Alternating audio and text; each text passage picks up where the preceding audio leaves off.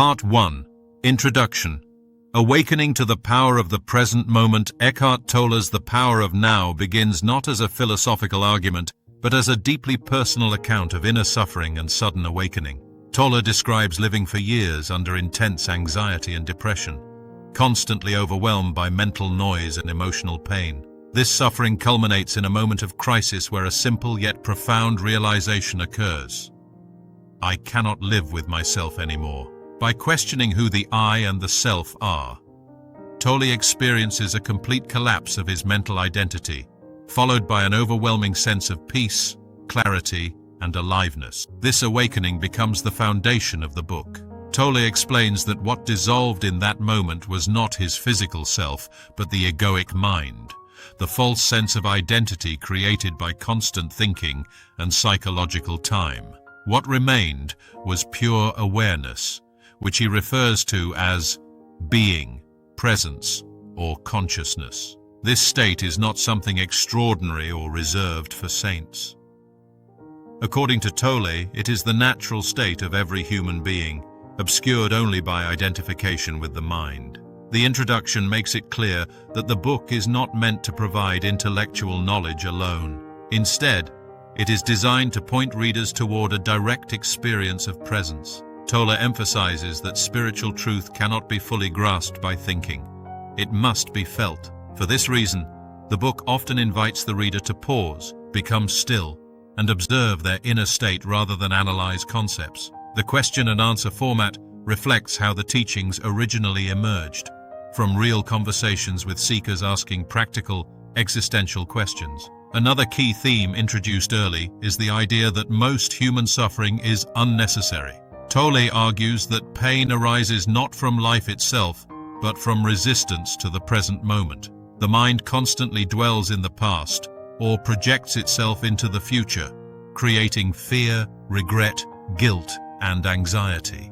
By contrast, the present moment, the now, is always free of psychological suffering. Learning to inhabit the now is therefore the gateway to peace, freedom, and inner transformation. In essence, the introduction sets the tone for the entire book.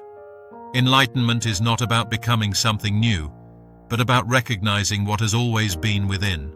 The purpose of The Power of Now is to gently but firmly guide the reader away from compulsive thinking and toward a lived experience of presence, where peace is no longer dependent on external circumstances. Part 2. You are not your mind and consciousness. The way out of pain. In Part 2, The Power of Now lays down its central insight. You are not your mind. Eckhart Tolle explains that the greatest obstacle to peace and enlightenment is identification with thought. Most people live in a continuous stream of internal commentary, judging, worrying, replaying the past, and imagining the future, without realizing that this voice in the head is not who they truly are. This compulsive thinking creates a false sense of self, often called the ego, which feeds on time, past and future, and generates suffering. Tolle introduces a simple but transformative practice, watching the thinker.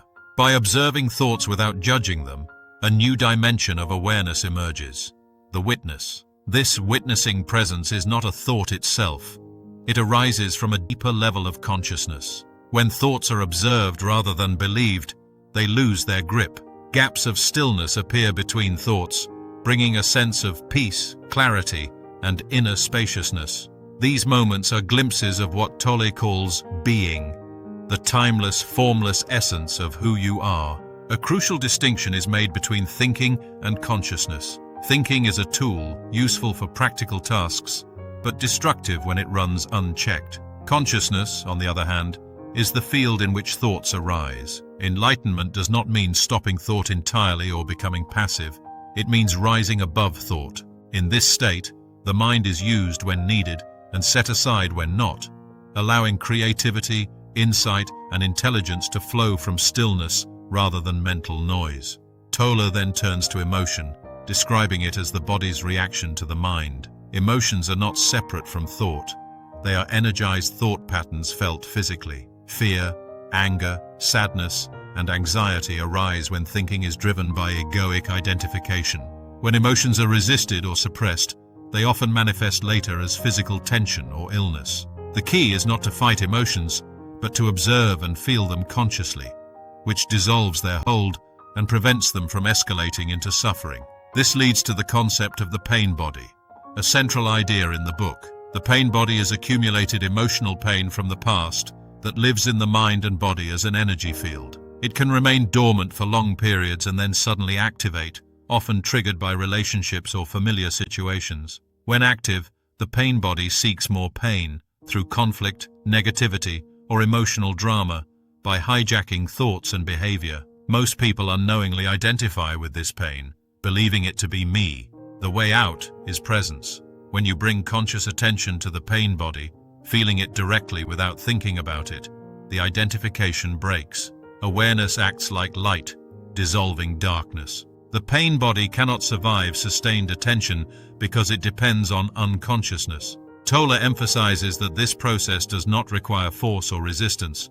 Watching is enough. Acceptance of what is happening internally allows transformation to occur naturally. Fear is explained as another byproduct of egoic identification. Psychological fear is always about the future, something that might happen, not about the present moment. Since the ego depends on time for its survival, fear becomes its constant companion. When identification with the mind dissolves, fear loses its foundation, and a deeper sense of security emerges, one rooted not in circumstances, but in being itself. Part 2 establishes a powerful truth. Freedom begins the moment you stop believing every thought and start observing consciousness itself. This shift, from thinking to awareness, from resistance to presence, forms the core practice that the rest of the book continues to deepen and apply to daily life. Part 3. Moving deeply into the now, ending the illusion of time. In Part 3, Eckhart Tolle deepens the reader's understanding of the now, explaining why the present moment is the only place where life truly exists. He emphasizes that most human suffering comes from psychological time, the mind's habit of constantly moving between past and future. While clock time is necessary for practical purposes, psychological time is unnecessary and destructive. It keeps people trapped in regret, guilt, resentment, hope, fear, and anxiety, none of which exist in the present moment itself. Tolle makes a bold claim: nothing ever happens outside the now. The past survives only as memory, and the future exists only as imagination.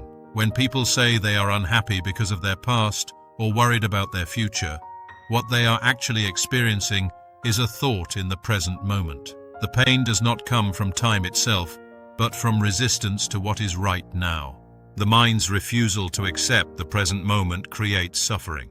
A key teaching in this section is the distinction between life situation and life itself. Your life situation includes external conditions, job, relationships, health, finances, and responsibilities. Life itself, however, is the aliveness you feel right now, beneath those conditions. Most people confuse the two, believing that peace or happiness depends on changing their life situation. Tolle explains that peace is found by connecting with life itself, the sense of presence and awareness that is always available, regardless of circumstances. Tolle challenges the reader to observe how the mind uses time to sustain the ego. The ego cannot survive in the present moment. It needs problems, stories, and identities rooted in past and future. This is why the mind often resists stillness and seeks constant distraction. Problems, Tolle argues, are mental constructs. When attention is brought fully into the now, problems dissolve into practical situations that can be handled calmly or accepted without inner conflict. One of the most practical teachings in this part is letting go of psychological time. Tolle advises using time only when necessary for planning or learning, and returning attention to the present moment immediately afterward. This shift does not make a person passive or irresponsible.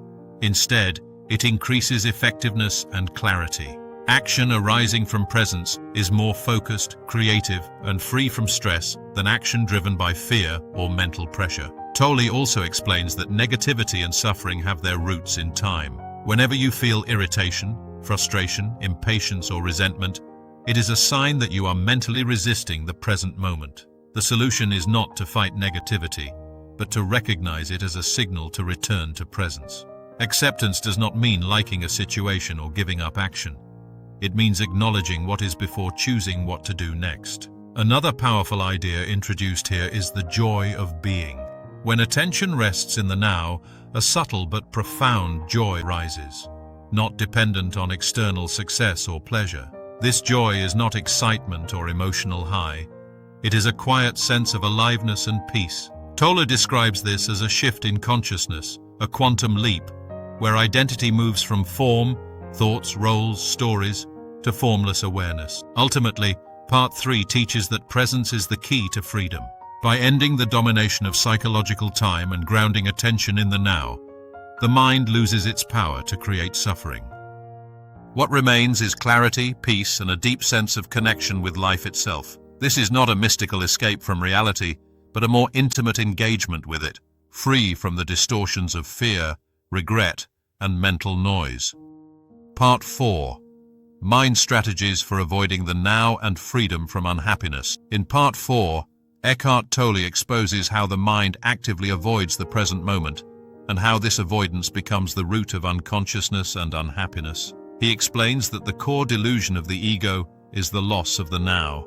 Instead of being present, most people live almost entirely in their heads, absorbed in thought patterns that revolve around past memories and future expectations. This habitual absence from the present moment is what Tolle calls ordinary unconsciousness. Tolle distinguishes between ordinary unconsciousness and deep unconsciousness. Ordinary unconsciousness refers to being lost in thought, emotion, or mental stories without awareness. Deep unconsciousness manifests as intense negativity, reactivity, anger, hatred, or emotional drama, states where the ego is fully in control. Both forms arise because the mind resists the present moment and seeks fulfillment elsewhere. A central question posed in this section is, what is the ego really seeking? The answer is not happiness, success, or even pleasure, but a sense of identity and continuity. The ego derives its sense of self from problems, roles, comparisons, and narratives. This is why the mind is uncomfortable with stillness. Presence threatens the ego's survival. When there is no mental story to identify with, the ego temporarily dissolves. Tolle explains that one of the mind's most common strategies for avoiding the now is complaint, either about a situation, another person, or oneself. Complaining strengthens the ego by reinforcing a victim identity. Similarly, blaming the past or projecting salvation into the future keeps attention away from the present moment. Even positive fantasies about the future can be a form of unconsciousness if they replace presence rather than arise from it. The antidote to unconsciousness is total presence. Tolle emphasizes a simple but radical practice. Wherever you are, be there totally. This means giving full attention to what you are doing right now, whether walking, listening, working, or resting, without mentally escaping into thought. Presence does not require changing circumstances. It requires changing the quality of attention you bring to them. Tolle also introduces the idea of inner purpose versus outer purpose. Outer purpose relates to goals, achievements, and future outcomes. Inner purpose is to be conscious, to be present in whatever you are doing. When inner purpose is fulfilled, outer actions become more effective and meaningful. Without inner purpose, even success brings dissatisfaction, because the ego immediately seeks the next goal. Another powerful insight in this section is that the past cannot survive in your presence. The past has no independent existence. It lives only as thought and emotional residue. When attention rests fully in the now, old emotional patterns lose their energy. This does not mean suppressing memories or emotions, but meeting them with awareness instead of identification. Presence dissolves the grip of the past naturally and without struggle. Tolle reframes freedom from unhappiness as freedom from resistance. Unhappiness arises when there is inner resistance to what is happening. This resistance may appear as frustration, irritation, sadness, or anger. By noticing these states as signals of unconsciousness and gently returning attention to the now, suffering loses its momentum. Acceptance does not mean passivity. It means clarity without inner conflict. Part 4 ultimately reveals that unconsciousness is not a personal failure, but a collective human condition. The mind has been conditioned for thousands of years to dominate awareness, yet the way out is always available in the present moment. By recognizing the ego's strategies and choosing presence again and again, a person begins to live with greater ease, clarity, and freedom, no longer driven by mental habits, but guided by conscious awareness. Part 5.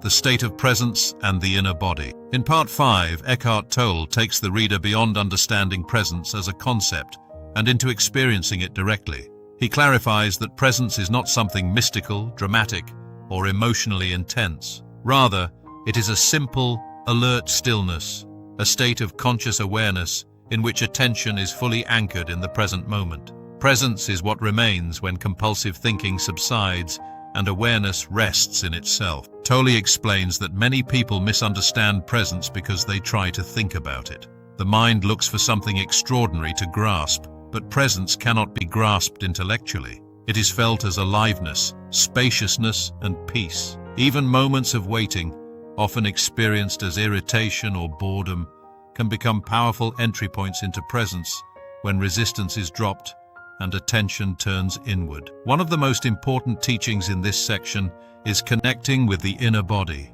The inner body refers to the subtle energy field or sense of aliveness that exists within the physical body. By directing attention inside, feeling the hands, feet, chest, or entire body from within, you shift awareness away from mental activity and into embodied presence. This practice grounds consciousness in the now and makes presence more stable and accessible in daily life. Tolle emphasizes that the body is a powerful gateway to consciousness because it always exists in the present moment. While the mind travels through time, the body remains anchored in the now. By inhabiting the body consciously, you weaken identification with thought and strengthen awareness. Over time, this practice dissolves fear, reduces emotional reactivity, and brings a deep sense of inner stability.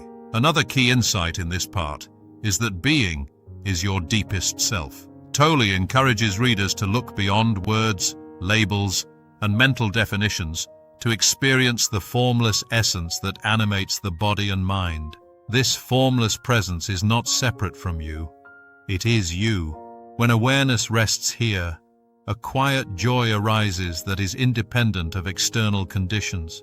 This joy is not excitement or pleasure, but a subtle, enduring sense of peace and completeness. Tolle also discusses how presence transforms the body itself. When the inner body is felt and inhabited consciously, it revitalizes physical energy, strengthens the immune system, and slows aging. Not as a medical claim, but as a natural effect of reduced stress and resistance. Emotional pain and fear, which normally drain vitality, lose their grip when awareness flows freely through the body. The breath is presented as another doorway into presence. Simply observing the natural rhythm of breathing without trying to control it brings attention into the body and out of mental noise. This practice deepens awareness and creates a sense of continuity between inner stillness and outer activity. Listening, truly listening without mental commentary, is also described as an expression of presence and a powerful way to connect with others beyond words. Part 5 reinforces that presence is not a temporary state to be achieved, but a way of being that gradually becomes the foundation of everyday life. The more awareness is rooted in the inner body, the less power the ego has to dominate perception.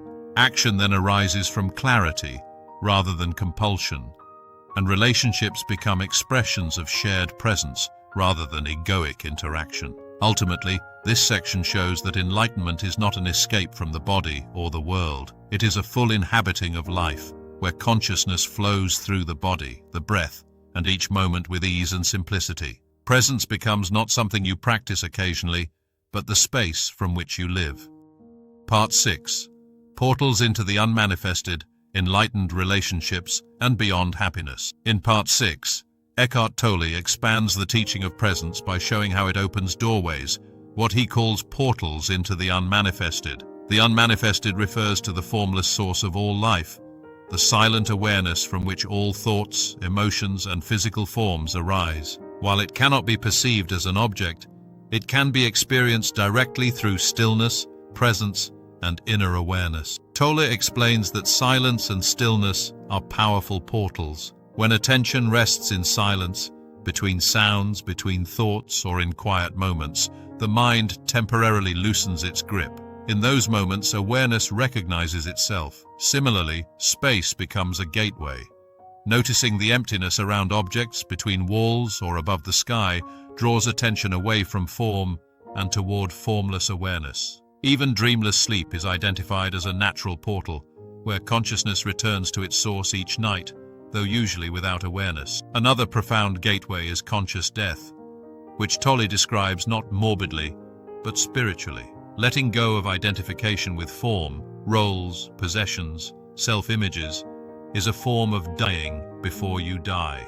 This surrender dissolves fear of physical death, because what you truly are is not the form that will pass, but the awareness that observes it. Tolle then applies presence to relationships, one of the most challenging areas of human life. He explains that most relationships are ego-based, driven by unconscious needs, fear of abandonment, and a desire for completion through another person.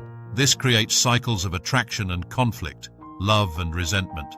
Partners unconsciously activate each other's pain bodies, leading to emotional drama that is often mistaken for love. The transformation from addictive relationships to enlightened relationships begins with awareness. When individuals take responsibility for their own inner state instead of blaming their partner, relationships become a spiritual practice. Presence allows partners to observe their pain body instead of acting it out. Conflict then becomes an opportunity for awakening rather than a source of suffering. Tolle highlights that relationships are not meant to make you happy in a permanent sense. Their deeper purpose is to bring unconscious patterns into the light. When this purpose is understood, relationships lose their compulsive grip and become spaces for growth, honesty, and shared presence. Love, in its truest sense, is not emotional dependency, but recognition of being in another. Moving beyond relationships, Tolle introduces the idea of peace beyond happiness and unhappiness. Happiness, as commonly understood, depends on external conditions and fluctuates between pleasure and pain. Peace, however, arises from acceptance of the present moment and alignment with being. This peace is stable, deep, and not threatened by change or loss. Tolle explains that negativity is optional. While pain may arise due to circumstances, suffering is created by resistance. By allowing what is, without mental commentary, suffering dissolves into clarity and calm action. Compassion naturally emerges from this state, not as a moral obligation, but as a recognition of shared being and shared unconsciousness. This part of the book brings the teaching full circle. Presence is not a retreat from life, but a deeper engagement with it. Through silence, relationships, surrender, and acceptance, consciousness recognizes itself in all forms. Life is no longer approached as a problem to be solved, but as a living expression of awareness, experienced fully, moment by moment. Part 7. Conclusion. Surrender and living the power of now. In the concluding section of The Power of Now, Eckhart Tolle brings together all the book's teachings into one essential practice. Surrender to the present moment. Surrender, as Tolle explains, does not mean giving up, becoming passive, or tolerating injustice. It means accepting the reality of what is before taking action. Resistance to the present moment is the source of psychological suffering. Surrender dissolves that resistance and restores inner peace. Tolle clarifies that surrender is most powerful when life presents difficulty, illness, loss, failure, or emotional pain. In such moments, the ego fights reality, creating additional layers of suffering through fear, anger, or self-pity. When resistance is dropped and the moment is accepted fully, a shift occurs. Suffering is transformed into presence. Pain no longer defines identity, it becomes a doorway into deeper awareness. A central message of the conclusion is that transformation does not happen in the future. The mind constantly postpones peace, believing that fulfillment will come after conditions improve. Tolle emphasizes that liberation is always available now. Even the desire for enlightenment can become an egoic trap if it is projected into the future.